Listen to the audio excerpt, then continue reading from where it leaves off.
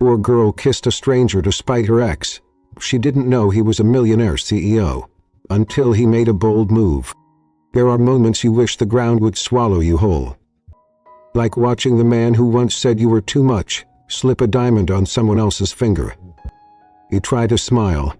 You try to breathe. You do something wild. You kiss a stranger. Just to survive the moment. But sometimes, a stranger kisses you back. And nothing in your life is ever the same again. The kiss that started it all. Some breakups come quietly. Others leave ashtrays in their wake. Lucy Cooper's had ended with a TED Talk on how relationships were a capitalist trap. That was 3 months ago. He hadn't cried, not once. Not even when he walked out with her favorite records. Not even when he texted her weeks later to check in, as friends. But nothing could have prepared her for the scene unfolding before her now.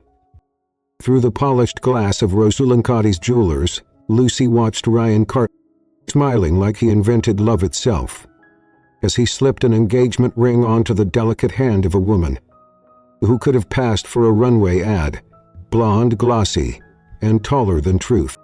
Lucy blinked, once, twice, but there it was.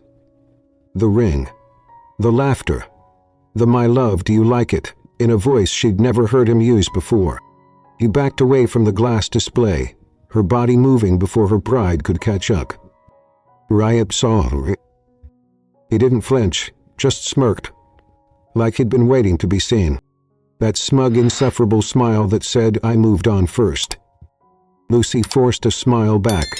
It didn't reach her eyes. "Lucy," he said, stepping toward her like a ghost in designer shoes. "You still live around here?" She crossed her arms. "And you still breathe, huh?" From behind him, Samantha leaned in, her voice like glitter in a blender. "Oh, Lucy, wow, you look exactly the same. Isn't that wild? It's like time didn't even pass for you." Lucy's smile sharpened. "And you look more artificial. What happened? Did your Instagram filter leak into real life?" Samantha flinched. Ryan chuckled uncomfortably, and then the fatal blow. "So are you seeing anyone?" Lucy and that's when it happened. He felt it before she saw him. A hand resting on his shoulder, steady and warm. A voice by her ear, low and calm, so smooth it nearly stopped her breath. "Hey, sweetheart, sorry I'm late." Lucy turned and saw him. He tall, sharp as suit, eyes like winter mornings. He didn't know his name. Or she didn't care. She acted on instinct. Kissed him. A reckless kiss. A desperate, all impulse, no thought. The stranger kissed her back, calmly, confidently, as if they had done this 100 times before. Samantha gasped. Ryan's jaw tightened. Lucy broke the kiss and looked directly at her ex. "Sorry, what were you asking again?" And just like that, the stranger wrapped an arm around her waist and leaned in with a smirk. "We should get going, darling. We still haven't picked out your wedding ring." Lucy blinked. Wedding ring? She'd made mistakes before. Drunk texts, bad haircuts, that one time she adopted a turtle on impulse. But this was a new record. He had just kissed a complete stranger in the middle of Manhattan. And enough, he was walking her out like they were together. Like it was real. And she had no idea that she had just kissed Nicholas Scott, the youngest billionaire in New York, and the most untouchable man in the city. "Pretend with me." The stranger didn't let go of her hand until they were 2 blocks from the jewelry store. Only then did Lucy stop walking. She turned toward him, heart racing, cheeks burning, brain fogged with embarrassment and adrenaline. "Okay," she said, arms crossed. "What just happened?" He didn't seem bothered at all. He slid his sunglasses off, tucked them into his coat pocket, and took a measured breath like he'd just left a business meeting, not a public act of romantic espionage. "You kissed me," he said, voice low, amused. Lucy blinked. "You kissed me back." OOC was being polite. Polite, she echoed. That was not a handshake, buddy. He smiled at that, not smug, just curious, like she was a puzzle no one had solved yet. Do you want coffee? He asked. She frowned. What? You look like you need one. I definitely do. He gestured toward a quiet corner cafe. Come on. Lucy stared at him like he'd suggested skydiving. I don't even know your name. Nicole Scott. You were supposed to make this less weird? He paused, tilted his head. No, but it makes it more interesting. And without waiting, he walked into the cafe. Lucy stood there for a beat, debating every sane impulse she had, then followed him in. The cafe smelled like cinnamon quiet. Nicholas ordered an espresso. Lucy muttered something about needing caffeine strong enough to erase the past 10 minutes of her life. When they sat, he leaned back, completely at ease. I owe you a thank you. Lucy raised an eyebrow. For what? Publicly assaulting your fifth? He smiled. For saving me from an awkward encounter. Were you being hunted by your ex too? He didn't answer, just sipped his espresso like a man with more secrets than time. Lucy stared at him. Up close, he was even more ridiculous. Perfect jawline, watch that probably cost more than her rent, calm, unreadable eyes that made you wonder what he saw that no one else did. You're not normal, she blurted. He laughed softly. You're not the first person to say that. She leaned in, elbows on the table. Okay, why did you play along? Nicholas studied her. Then calmly, because you needed me to. Ebb silenced her. Not because it was romantic. Because it was accurate. And a little scary. It was improvising, she admitted. My brain shut down and my pride took the wheel. And your pride, he said with a smirk, has excellent timing. Lucy exhaled. Well, thanks for the save. I'll crawl back into my broke girl cave now. She reached for her purse. Wait. Nicholas's voice was soft, but firm. He looked up. Haven't I got... Lucy's internal alarm started wailing. Oh God, what kind of idea? 5 minutes later, he'd laid it out. Fake relationship. One what? Events, appearances, a couple staged photos.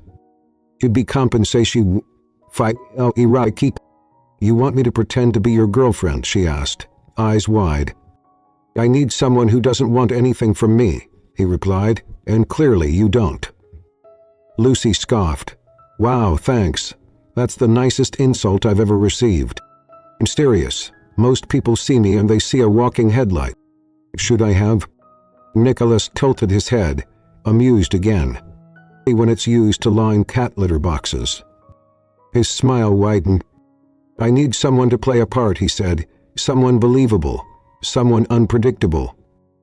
Lucy's laughter was dry. I'm not an actress. No. You're better. You're desperate and fearless. That kiss? It was survival instinct. Exactly. That's what people believe. Raw impulse. She leaned back, arms crossed. You want to use my... I'm offering you something too. Lucy hesitated. Like what?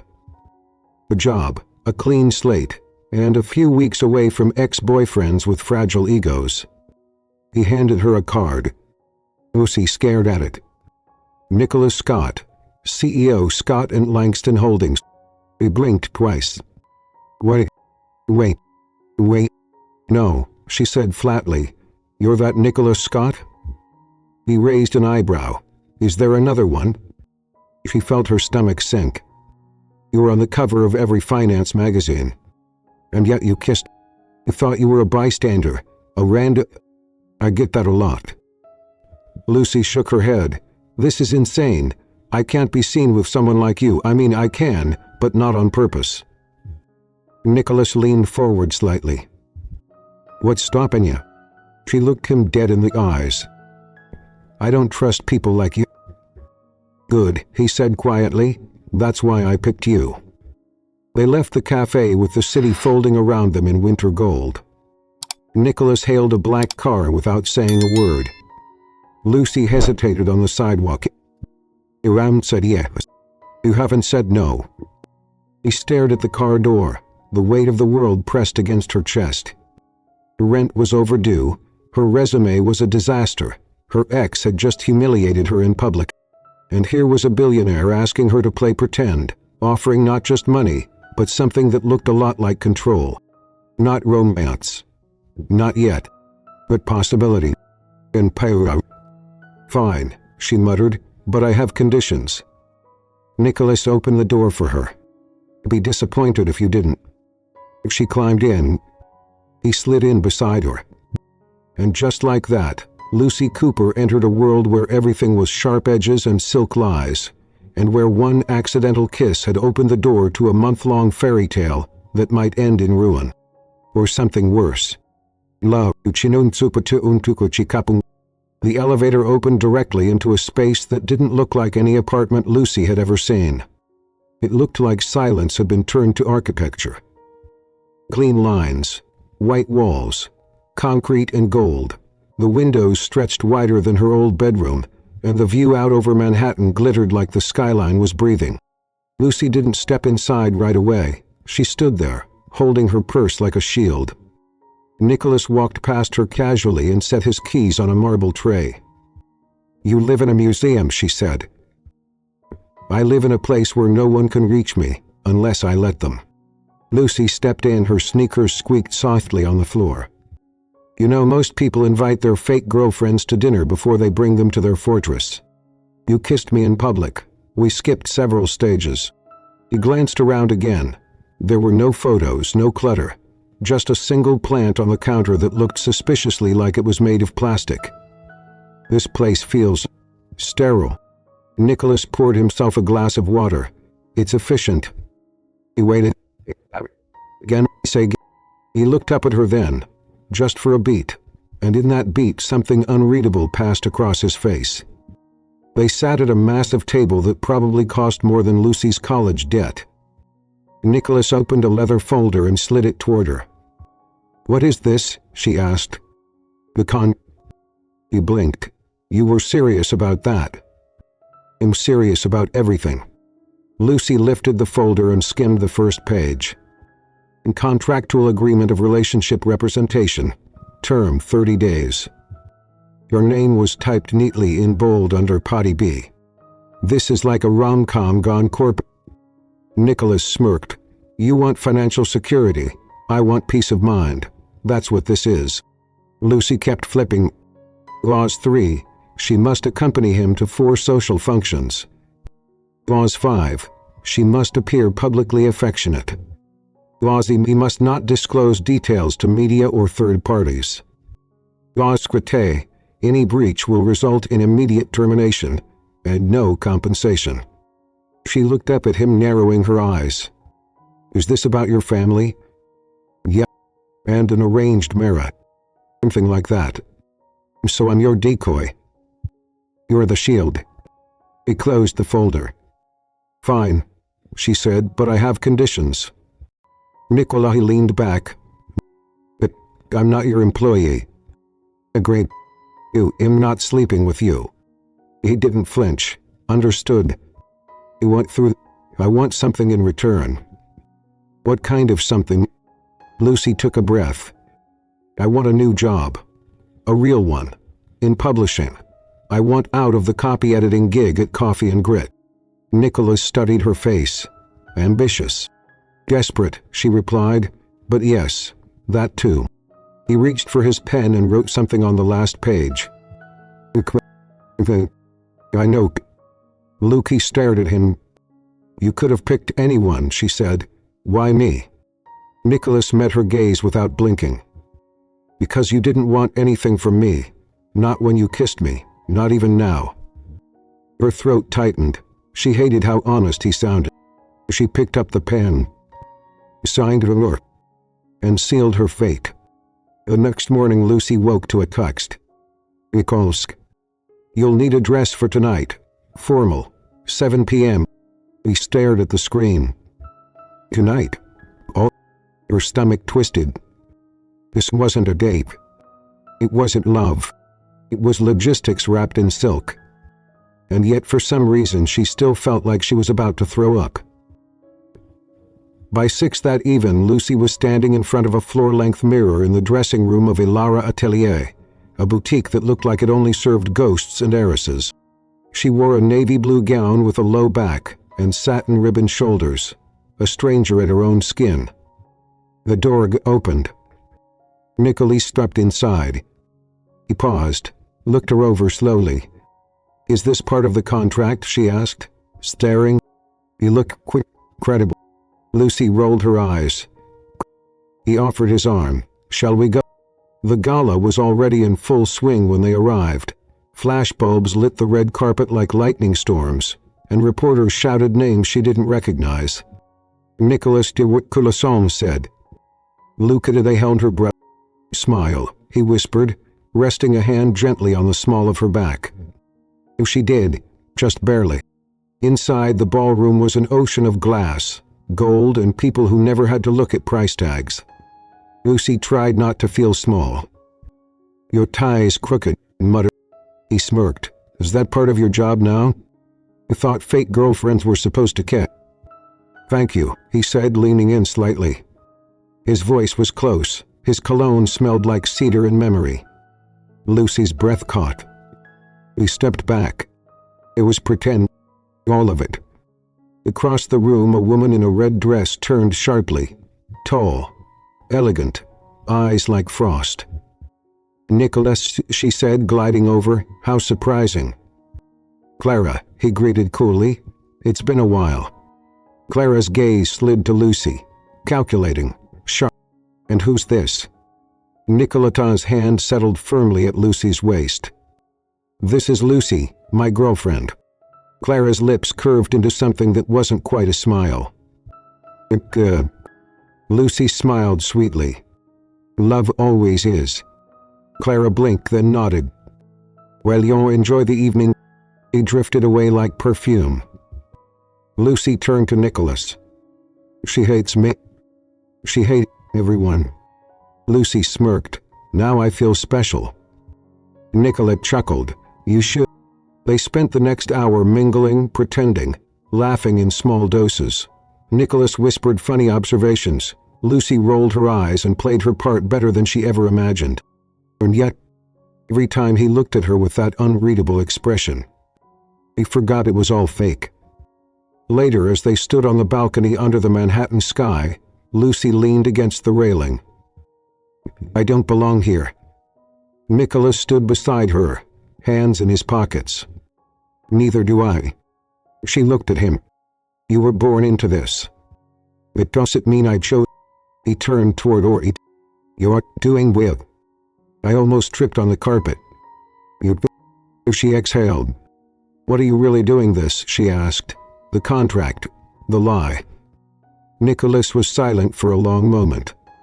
"Because I'm tired of being handled. Arranged. Measured by what I own." Lucy swallowed. Her voice was quiet. "And you're the only person who's ever looked at me, like I wasn't a headline." Silence stretched between them. Then she said softly, "Well, that makes two of us pretending." Tapped through the woman in a world that wasn't hers. The champagne flute was trembling in her hand. Lucy shifted her grip, exhaled, and tried not to stare at the woman wearing what looked like actual diamonds in her hair, or the couple talking about summers in Monaco as if it were the local beach. Nicholas stood at her side, perfectly composed, like he belonged here. Because he did. She didn't. Lucy had walked into this world as a glitch in the code. Too loud, too unsure. The room was carved from crystal and ego. Waiters floated like ghosts. Men in navy suits laughed over investment jokes she didn't understand. And every so often, someone glanced at her with that same look. The kind that said, "Who let her in?" McQuaid turned to her. "Notice too much?" he asked softly. "Define too much," she whispered, but he smiled, just barely. "You're holding your own." "I'm holding my breath." He took a cautious sip of champagne and immediately winced. He leaned in. "You hate..." "It tastes like melted quarters and regret." Nicholas chuckled. "Don't drink it then." Lucy looked around. I don't think spitting it out is part of my fake girlfriend protocol. He studied her. You're doing better than half the women here. It be comfort. Then, like a switch flipping, his gaze shifted. The trouble, she asked. Not trouble, he said. History. Lukey followed his eyes and froze. Ryan, her ex-boyfriend, him around Samantha. Of course they were here. Of all the glittery, smug parties in Manhattan, they had to show up at this one. And of course, Ryan spotted her. His expression twisted, not quite surprise, not quite amusement. And then it sharpened when he saw who was standing beside her. Nicola. Samantha blinked, then tightened her grip on Ryan's arm. They approached. Lucy set down her glass and straightened her spine. If she had to fake being comfortable, she'd fake being unbothered too. Lucy, Ryan said, as if they were old classmates bumping into each other at a gas station. Ryan, she replied coolly. Samantha's smile was all sugar and arsenic. You look polished, she said, eyes skimming Lucy's dress like it was borrowed. It's amazing what dry cleaning and dignity can do, Lucy said brightly. Nicholas Silential now extended a hand. Nicholas Scott. Ryan paled. Samantha blinked. "Ooh," she said, recovering. "You're Nicholas Scott, as in Nicholas Scott." "The one and only," Lucy said sweetly. "My boyfriend." Nicholas wrapped a protective arm around her waist. His hand. "I've heard a lot about you," Ryan muttered. "Nothing recent, I hope," Nicholas replied. Lucy bit back a laugh. Samantha cleared her throat. "We weren't expecting to see anyone from our past tonight." "That makes two of us," Lucy said.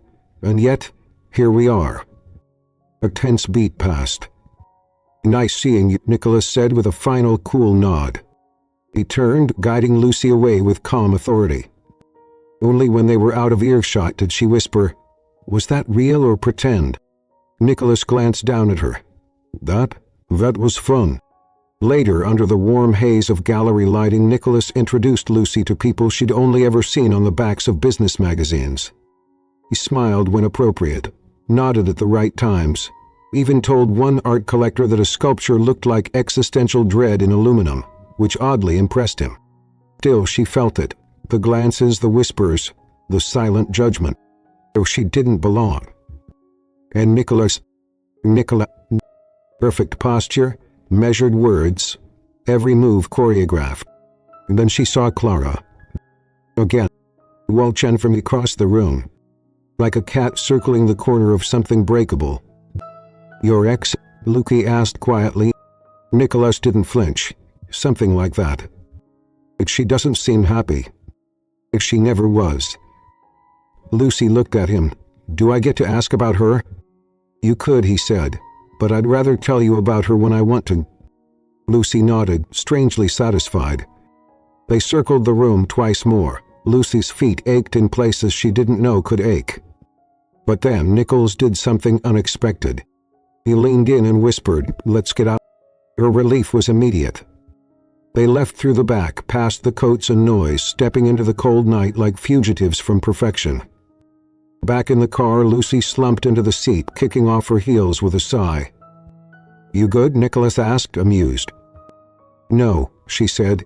"I want fries and a hoodie in silence." He glanced at her. Then that's what we'll do." 10 minutes later, they were in the drive-through line of a 24-hour burger shack. Lucy looked at him. "You know you're the richest man in this city, right?" "Only on paper," he replied. "Still, most CEOs don't follow fake girlfriends into burger lines."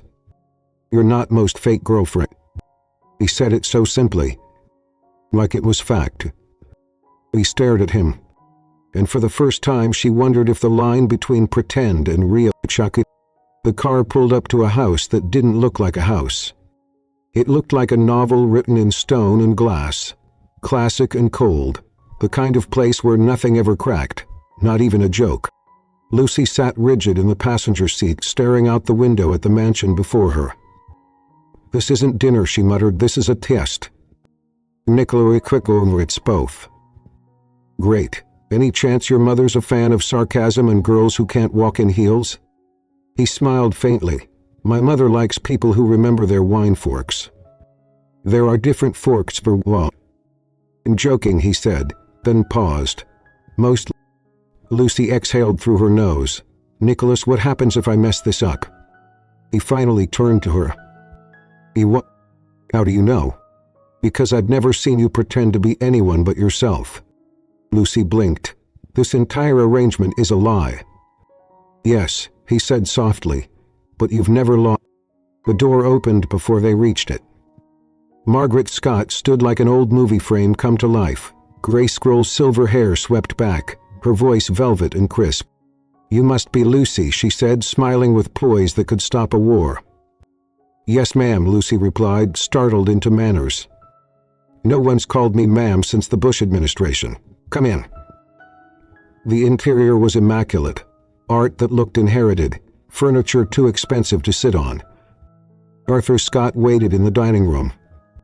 He didn't rise. He didn't smile.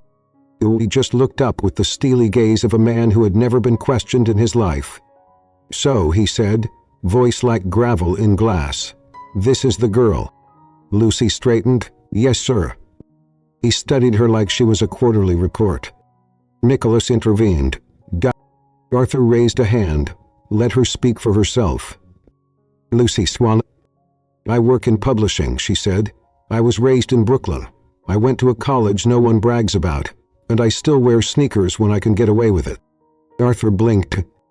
I also know this, Lucy added.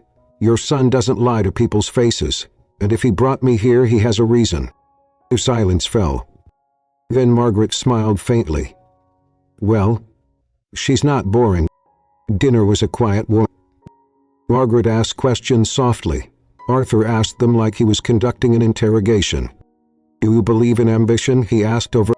Yes, Lucy replied. Even wicked breaks things? I believe ambition without compassion isn't progress, it's demolition. Arthur narrowed his eyes.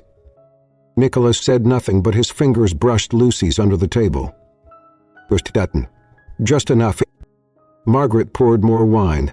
Lucy, tell me something. What's the most extravagant thing you've ever wanted? Lucy blinked. I once wanted to own a bookshop with a cat and a coffee bar. That's it, Margaret.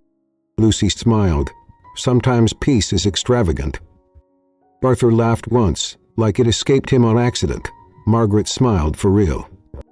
Nicholas? He looked at Lucy like he hadn't expected her to say any of that. Later, while Margaret gave Lucy a tour of the house, complete with paintings by people whose names she couldn't pronounce, Arthur pulled Nicholas into the study. Was. He should not like the others, Arthur said. No, she forget that. And that's supposed to make me feel Nicholas stayed quiet. Arthur walked to the window, staring out at the manicured lawn like it was a battlefield. You know this won't last. Nicholas spoke softly. Maybe it's not supposed to. Arthur turned. You're making a mess, Nicholas. You think the board won't hear about this. You think clients won't question who you bring to charity events. She's not the one making a mess, Nicolau said. She's the one cleaning up the one you made. Arthur stepped forward. Don't confuse rebellion with honesty. You used to know the difference. Nicholas exhaled slowly. Maybe I used to, but then I met someone who still does. In the guest room, Margaret handed Lucy a small photo from a hallway shelf. It was Nicholas, 6 years old, in a faded sweater, grinning with his front teeth missing. He used to smile like that all the time, Margaret said. What changed? Lucy asked quietly. Margaret looked at her. You'll find out if you stay. Lucy's throat tightened. This isn't real, she said, more to herself than anything. Margaret placed the photo back on the shelf. No, dear, she replied softly, but the way he looks at you. On the ride home, the silence in the car wasn't heavy. It was dense, full of thoughts neither of them wanted to say first. Finally, Lucy spoke. Your dad, he doesn't like anyone. He thinks this is fake. Nicholas glanced over. Oh dear. He looked out the window. It is. He nodded. Then be you want it to be. Lucy turned to him slowly. What? He didn't repeat, just looked at her, eyes quiet and tired and searching. He gave her answer because she didn't know. Or not yet. Chapter 5. The Media Storm. Lucy woke up to the kind of silence that only comes before something very loud. And her phone vibrated non-stop on the nightstand. He rolled over and peeked at the screen. 18 missed messages, 7 missed calls, 3 voicemails. Subject lines. Lucy, are you serious right now? Is this you? You and Nicholas Scott? Lucy bolted upright. Her heart jackhammered. He opened the first text from her best friend. You're on the cover of Manhattan Confidential with him. You're stunning. She tapped at the link and braced herself. A photo from the gala. Nicholas's hand at her waist, her laughing at something he'd said, her head tilted just enough to make it look intimate. Nicholas Scott, offices off the market, meet the mystery woman behind the Billionaire. Lucy stared at her own face, framed by paparazzi flash and golden light. Then she let out a strangled sound. She flung the covers off and ran barefoot into the living room. But Nicholas was already there, shirt sleeves rolled up, coffee in one hand, looking unbothered. He held up her phone like it was on fire. You saw the... He sipped. Good morning to you. This is a disaster. He raised a brow. It's new. They're calling me the downtown Cinderella and speculating I'm secretly a hired actress or an old flame. One article zoomed in on my shoes and accused me of recycling footwear. Nicholas leaned against the counter. Were you? It's not the point. He started pacing. This was supposed to be a private fake thought. Now everyone's watching. I have cousins texting me. My high school debate teacher just liked an article about us on Facebook. Nicholas watched her spiral with the calm of a man used to weathering storms. Lucy spun toward it. Aren't you worried? He shrugged. Well, I haven't. I didn't sign up to be known. You signed up to be my girlfriend, he said gently. Fake girlfriend, she snapped. You didn't mention a media circus. Oh, huh. I didn't know there would be one. He stared at him. That's a lie. His jaw ticked. Maybe. Silence ballooned between them. I'm not like you, she said, voice quieter now. I don't know how to live under scrutiny. You'll get used to it. What if I don't want to? He did go, because for the first time, maybe he didn't know what she wanted. And that scared her more than anything. Later that day, Lucy walked through Midtown with her hood up and her thoughts loud. Every corner had a newsstand. Every newsstand had her face. Her and Nicholas frozen in that laugh, that moment, that lie that was starting to look too much like truth. He ducked into a bookstore to breathe. It smelled like home. Paper, coffee, dust. He leaned against a display of poetry books and tried not to fall apart. This is too much, she whispered, and she wasn't even sure who she was saying it to. Back at the penthouse, Nicholas was on a call when she returned. He ended at the moment he saw her face. Are you okay? He asked. He sat down on the edge of the sofa like gravity had tripled. No. He waited. He looked at him, eyes softer than before. I didn't think I'd care. About what? About what people say. But I do, and I hate that I do. Nicholas nodded once. It gets easy on her. He looked away. That's what I'm afraid of. He sat beside her. Their shoulders touched. Neither of them moved. Then he said quietly, Do you want to stop? Her chest tightened. With the phone. She didn't want to end the arrangement. She didn't want to walk away from him. But she also didn't want to keep pretending. Because it was starting to hurt. Too much. Too soon. The next morning it got worse. Paparazzi were camped outside the building. Nicholas's assistant sent Lucy an emergency message. Don't use the front entrance. Take service stairs to alley pickup. Nicholas met at the car. Clara gave a quote, he said. Lucy blinked. He told a journalist, "You're very sweet and possibly temporal." Lucy scoffed. How gracious. Nicholas deigned smile. She knows this isn't fake, he said. Lucy's breath hitched. You told her? No, she saw it. What exactly did she see? He did Ranu. Because truthfully, he didn't know. That night Lucy lay awake in the guest bedroom staring at the ceiling. The contract had rules. It did not cover what to do when your fake boyfriend defended you too quickly, or when your heart fluttered every time he said your name. It didn't protect you from the feeling that maybe this wasn't a lie anymore. Not for her, and maybe not for him either. But the media didn't know that, and neither did his family. And so she'd have to decide. Was this still pretend? Or was she falling for someone who never asked her to? Chapter 7. Move in or move on. Lucy didn't expect the knock. Not at 7 a.m. Not on a Tuesday. And certainly not from Nick. She opened the door in pajama pants, a messy bun, and a sweatshirt with a cracked I made it awkward logo across the chest. He was standing there in a black coat, holding 2 coffees and a paper bag. She blinked. Did I oversleep a gal? No, he said calmly. You overslept a conversation. She squinted at him. Is this about yesterday? It's about everything. He walked in without waiting. Lucy shut the door slowly behind him, heart thudding. The Nicholas placed the bag on her kitchen counter, looked around her apartment, then sat on the worn sofa like he'd never been in a place with visible clutter. Your place is small, he said. It's called renter chic. He smiled faintly. Lucy crossed her arms. Okay, what's going on? Nicholas met his eyes. I want you to move in.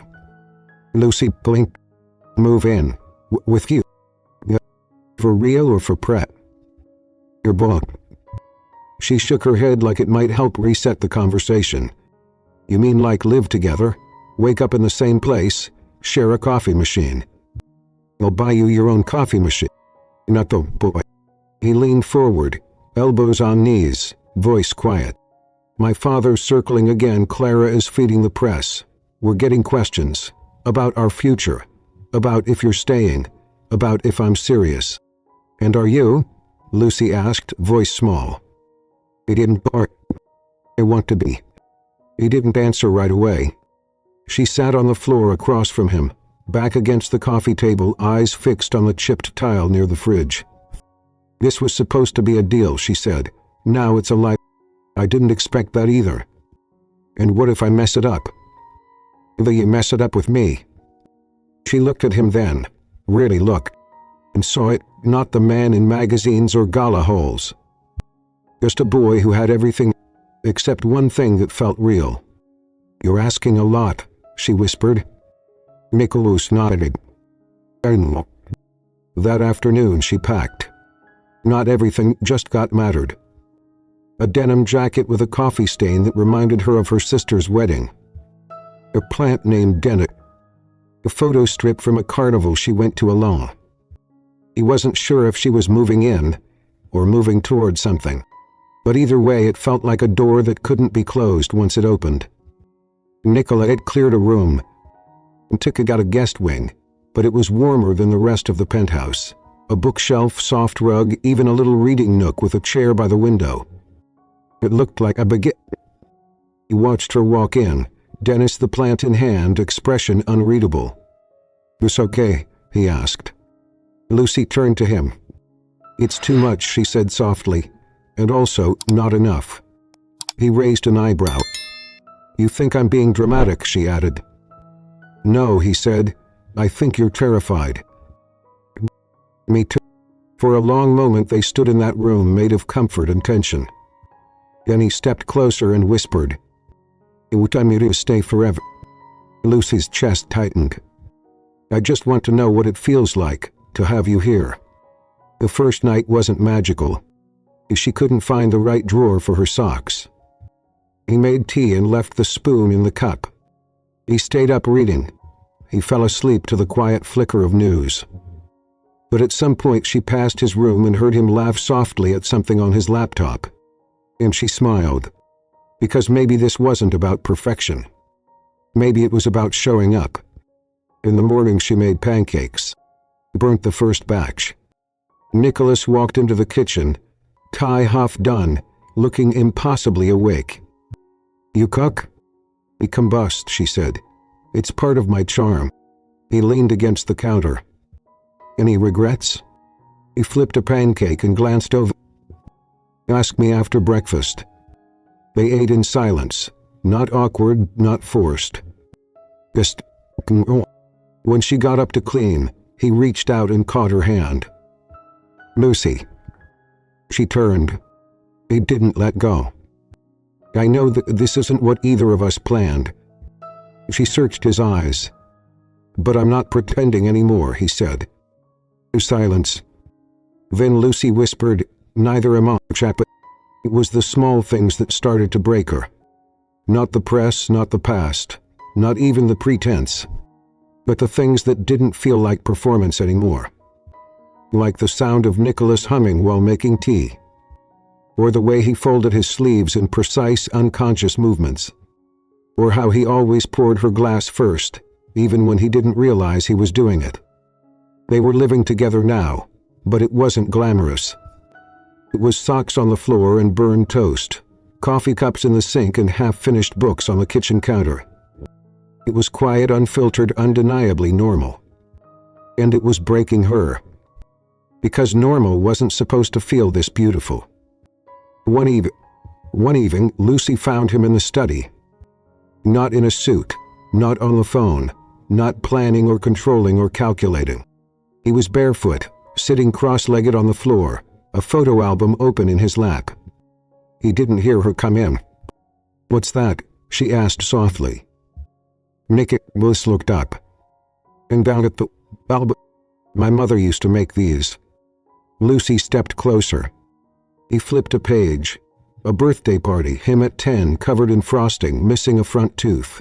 Another page, a school play, his awkward bow. "He stopped after I turned 13, he said. Because by then I was already becoming someone else." Lucy sat beside him. For a moment neither of them said anything. Then she whispered, "I think she'd be proud of who you are now." Nicholas didn't answer right away. He turned the page, a photo of his mother at the beach, laughing. "She'd like you," he said quietly. Lucy's chest ached. "Don't say that if you don't mean it." "I wouldn't." He closed the album and set it aside. "I meant what I said, Lucy. I'm not pretending anymore." He tried to smile. "But he blinked. "What do you mean?" "I keep telling myself this is fake, that we're just playing roles, that this is all for your family, your father, the media." But he trailed off. Nicholas waited. He met his eyes. "I don't know how to separate the lie from the truth anymore." He reached for her hand. "Maybe we don't have to." Later she stood at the kitchen sink, rinsing dishes from their late-night dinner. Nicholas was behind her. "Dry." She passed him a plate. Their fingers brushed. He looked over her shoulder. He was already watching her. There was nothing performative about the way he looked at her. No cameras, no contracts. Just him. Her heart beat in ways it hadn't in years. "Tell me this doesn't scare you," she said softly. He stepped closer. "It does." She turned to face him. "Why aren't you running?" He looked down at her, voice low. "Because for the first time, I don't want to." They didn't kiss that night. There was no big crescendo, no sudden fireworks. Just her, curling into the corner of the couch with a book. Just him sitting across from her with his glasses on and a notepad in his lap. They didn't need to say anything. Because in that quiet, normal, borrowed moment, "Lucy, no." This wasn't just morphine. This was the beginning of something real. And maybe, just maybe, he wasn't the only one who felt it. Trapped within a lie we believed. Nicholas had learned to recognize silence. Not the silence of peace. The silence of absolute. That morning Lucy was gone. Not her stuff, not all of it, just the things that mattered. The hoodie she always wore when she felt safe. The book she kept on the kitchen shelf. The photo strip from the card. He stood in the hallway for a long time, hand resting on the doorframe to her. Then he sat on the floor. And stayed there. The night before, things had felt fine. More than fine. They'd made dinner together. She had laughed at his terrible knife skills. He'd confessed to owning 3 pairs of the exact same loafers. She'd worn his sweatshirt. He hadn't said anything because he didn't want to scare her off with how much he liked seeing her in it. He thought they were okay. He thought maybe, just maybe, he was allowed to hope. Lucy didn't Luke a note. She didn't need to. Her silence said everything. He was scared up, and he hadn't seen it coming. 2 hours later he was still at the window, sipping the cold coffee she would have teased him for. Then his phone buzzed. A headline. The Nicholas Scotch mystery girlfriend spotted at indie bookstore alone. Trouble in billionaire paradise? He froze. He looked at the image. It was Lucy. Hunched over a latte reading. Alone. Not crying, not smiling. Mr. Kitson. Remote. He was in the car 5 minutes later. The bookstore cafe smelled like cardamom and pages. Nicholas found her in the back, tucked into a booth with her legs crossed and her walls up. He didn't look up when he sat down. "I'm not doing this for the cameras," he said. Lucy blinked slowly, then closed her book. "I'm not here for a confrontation." What? He stared at him, exhausted. "Because it stopped being pretend, and I don't know who I am when it's not." Nicholas, she continued, voice low and tired. "I told myself this was fake, that we were acting, that it didn't mean anything." Her throat tightened, and then it started to feel like the most real thing he'd ever had. Nicholas leaned forward. She cut him off. "And I didn't know how to handle it, because what if it wasn't real for you?" He froze. With the shock. She nodded, eye glassy. "Of course it was real," he said. "I haven't faked a single word to you since the day we signed that contract." Tears slipped down her cheeks. "You've been falling in love with someone who might still be performing." "I'm not," he said fiercely. "I don't care what my father says, or Clara, or the press. I care about what I feel when I wake up, and you're still asleep in the other room." Lucy stared at him. "You Nicholas. I love you." He blinked. "One. I love you," he said again, quieter now. "And if I scared you, if I rushed this, I'm sorry. But don't leave because of fear. Leave because it's not real." He didn't speak. He just leaned across the table and kissed him. Not out of panic. Not to prove anything. Just to come home. Back at the penthouse, she unpacked her hoodie first. And the photo strip. Nicholas watched her from the doorway. "You came back," he said. Lucy turned to him. "Never really left," she whispered. He crossed the room and wrapped his arms around her. "No contract. No head mice. Nick. Rule. Only them." And the beautiful, terrifying, undeniable truth. They weren't pretending anymore. Chapter 10. The Return. Lucy had worn borrowed confidence for months. She wore her own. The gala was the biggest of the season. Red carpet, global donors, press waiting like wolves in pearls. Nicholas was expected to appear with a woman who fit his world. And he showed up with Lucy. Hand in hand, no fear. No script, just her, in a navy dress that fit like memory, her head high, eyes calm. No more pretend. Inside, the room shifted around them. Smiles, nods, whispers. Clara was there too, of course she was. But Lucy didn't flinch. When Clara approached, lips curved in ice, Lucy met her with a grace she hadn't owned before. "You're braver than I gave you credit for," Clara said, voice low. "I am," Lucy replied, "and smarter. I left, and came back, because I wanted to, not because someone told me to." Clara's smirk faded. She turned and disappeared into champagne and shadows. Nicholas's mother found them by the sculpture gallery. Margaret gave Lucy a long, silent look, then said, "You look exactly like yourself tonight." It sounded like the highest compliment. Ether watched from across the room, expression unreadable, but didn't approach. Nicholas took Lucy's hand and squeezed gently. "Ready to go?" He smiled. Desperate. They escaped to the rooftop of the building before midnight. It was quieter there, honest. The skyline shimmered, like the city knew a secret. Lucy turned to Nicholas. "No more contracts. No more He stepped closer. "What now?" He reached into his coat pocket. He pulled out a box. He didn't kneel. He just opened it. Inside, a ring. Simple, beautiful, hers. Nicholas, the typical Goebu, looked at her, but like she was the ending he hadn't dared ask for. "I want," he said softly, "not because of a deal, not because of my father, just because. I'd rather live in a quiet apartment with you than own the world without you." Lucy's breath hitched. "Not good at normal," she whispered. "We'll write our own version." Tears welled in her eyes. He smiled. "I love you." She leaned in. "I love you too." Then slipped the ring on herself. No drama, no pose.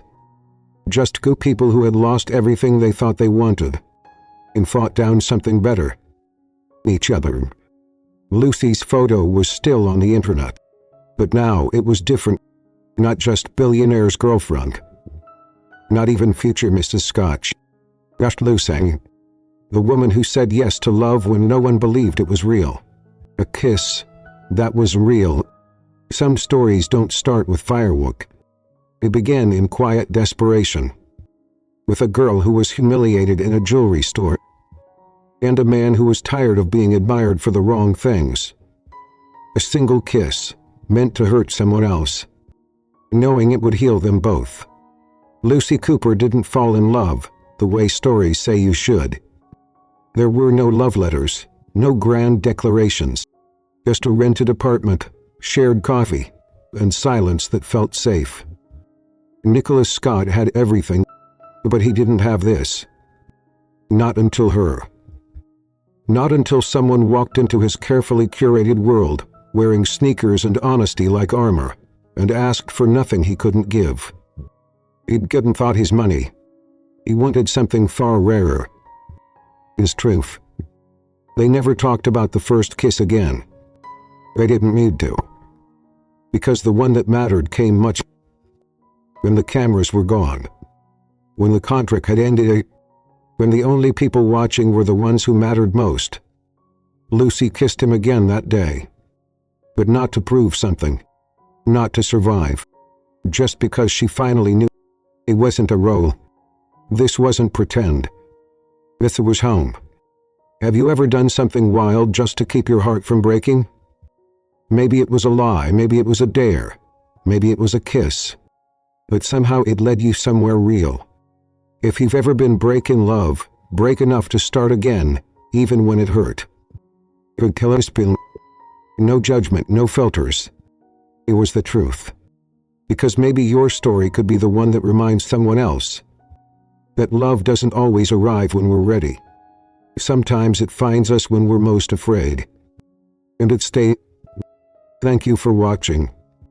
We'll see you on the next story.